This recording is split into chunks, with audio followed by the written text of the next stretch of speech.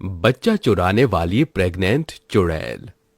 मोहनपुर में रात के समय अक्सर घना कोहरा छाया रहता था। कोई भी रात के समय नहीं निकलता था।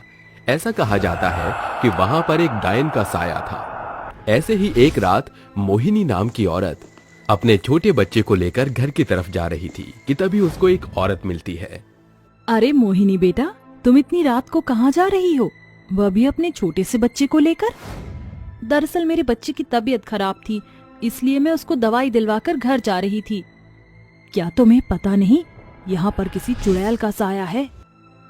हाँ मुझे पता है, मैं ध्यान रखूंगी अपना। इतना कहकर वो वहां से चली जाती है और औरत आगे की ओर निकल पड़ती है। थोड़ी देर बाद उसे एक बार फिर मोहिनी दिखाई देती है, लेकिन इस बार उसके हाथ में बच्चा नहीं बल्कि उसकी आंखों में आंसू थे।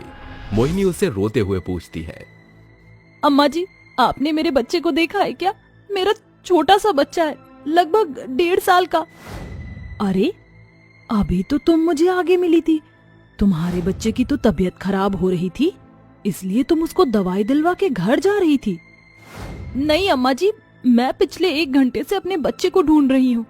मेरा बच्चा मुझे नहीं मिल रहा है। पता नहीं किसने चुरा लिया है मेरे बच्चे को। हे भगवान, कहीं वो चोर चुड़ैल तो मेरे बच्चे को नहीं ले गई। मुझे तो बहुत ही ज्यादा चिंता हो रही है।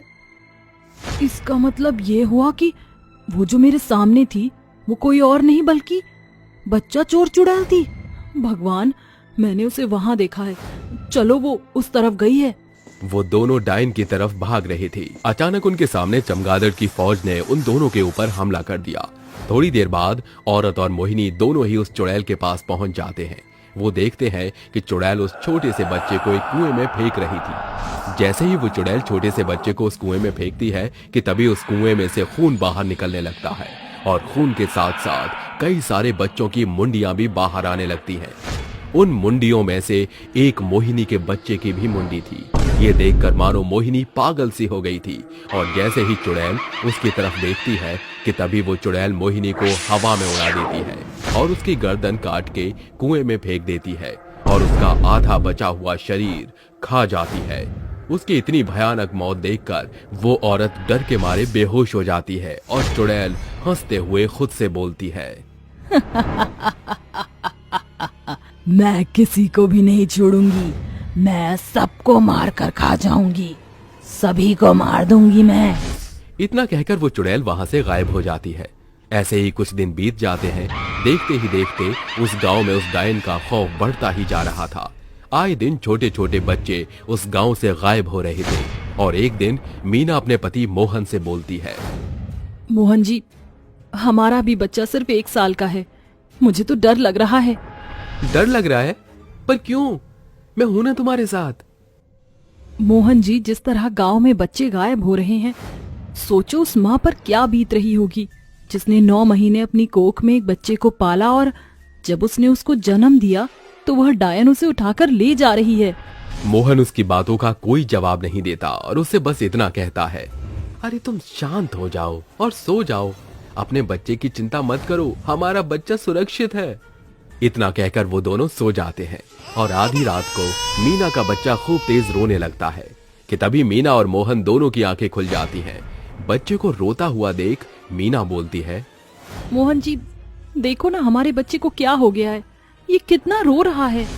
अच्छा तुम चिंता मत करो, मैं अभी डॉक्टर को बुला कर लाता हूँ। इतना कहकर मोहन अपने घर से बाहर की तरफ डॉक्टर को बुलाने के लिए चला जाता है।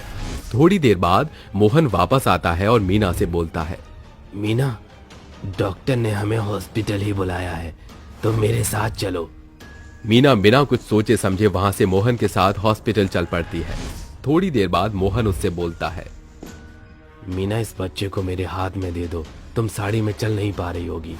मीना थोड़ा अचंभित हो जाती है और सोचती है, मोहन जी थोड़ा सा अलग लग रहे हैं। क्या मैं इनके हाथ में अपना बच्चा दूं? तुम क्या सोच रही हो? मैंने तुमसे बच्चा मांगा है ना। मोहन का गुस्सा देख मीना उसके हाथ में बच्चा दे देती है और मोहन खूब तेज तेज हंसने लगता है और वो अपने असली रूप में आ जाता है।